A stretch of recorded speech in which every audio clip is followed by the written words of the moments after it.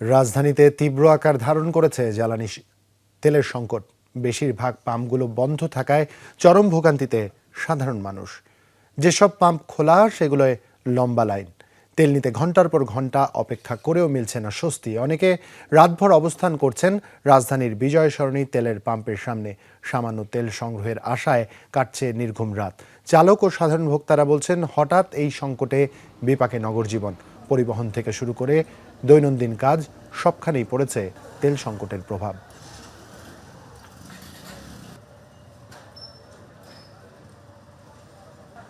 সাড়ে 6 ঘন্টা ধরে বসা, আমি না শুধু শত শত বাইকার, শত শত গাড়ি। কিন্তু আসলে ওইটা সলভ করবে কে? সরকার।